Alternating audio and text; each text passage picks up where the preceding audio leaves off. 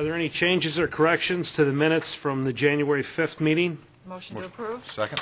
Moved by trustee Fenner, seconded by trustee McCarthy. Clerk, call the roll. Drager, Abstain. trustee Weiss. Aye. Trustee Shorzy, Aye. trustee McCarthy. Aye. Trustee Geezer. Aye. Trustee Fenner. Aye. Under audience participation in public hearings, we have three things on tonight, and because this gentleman was so nice to sit here we're 45 minutes late, and I appreciate you staying around. That was very nice of you to do that. I'm going to let Rick Geezer start first, and this is a Historical Recollection Series, J-Stream and Durable Construction.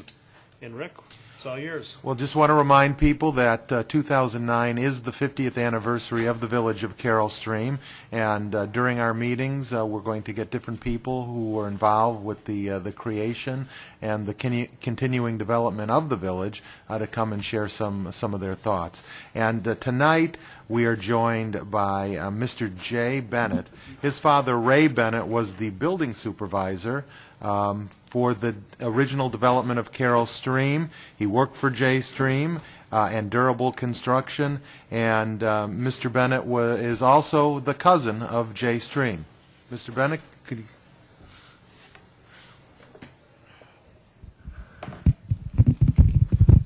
You were a young whippersnapper when Carroll Stream was developing. I certainly was. So, but you told me that you were here involved with Carroll. Here, spent a lot of time during the construction.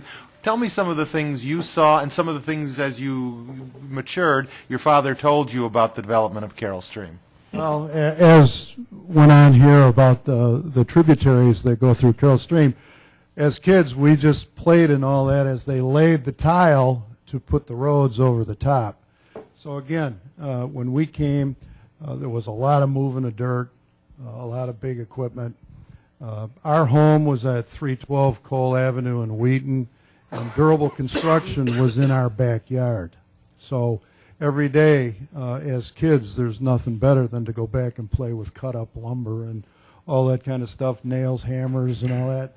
But as I grew up and seeing what happened in that facility is they had hay trailers that they pulled with trucks, and Mosier Lumber Company out of Naperville actually delivered all the rough lumber, and everything was cut there, huge big DeWalt saws that cut all the stud work.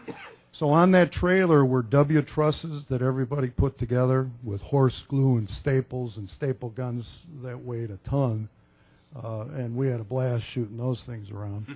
But every day a trailer left that behind a truck and came to Carroll Stream, and when that trailer pulled in, they finished a house in Carroll Stream.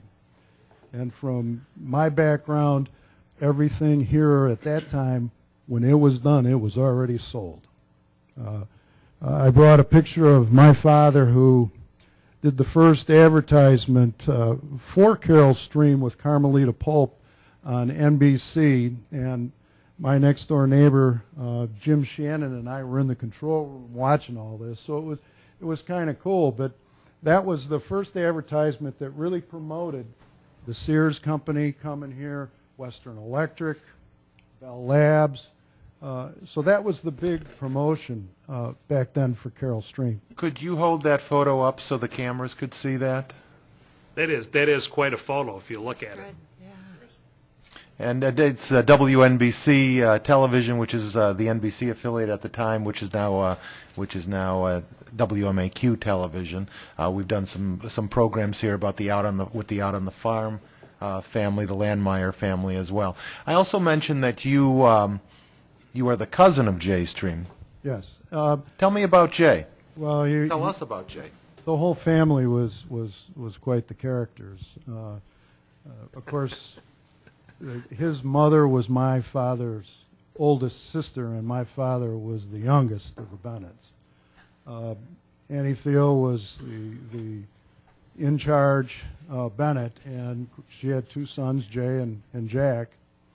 And Jay became really the dominant player. When he came back after flying and came back to Wheaton, they all basically got together. The Bennetts pretty much stayed. Jack Stream stayed in the community. As most of you know, Jay went to the University of Southern California and then went into the military and finished the last couple of years flying bombers in the World War II. But again, he came back here and very energetic. Of course, being on the West Coast, coming back to the Midwest, his roots, basically started, Royal Ready Mix. My father was only 5 years older than Jay, so the relationship between those two got together. My dad's older brothers were very much involved. My uncle Ray was an operating engineer, so he was very much involved in the development of the roads and everything through here, along with a lot of other people that are very successful in the community of really of DuPage and the whole greater area. I was telling Chris as we were out in the hall, a lot of the folks ended up in their own.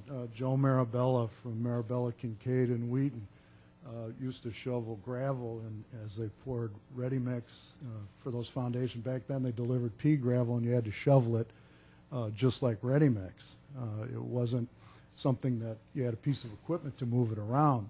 So, and Pudge Stevens from Stevens Disposal, who I worked for years, drove trucks delivering that stone. So I used to hang around with all those guys and drive around in those vehicles with them.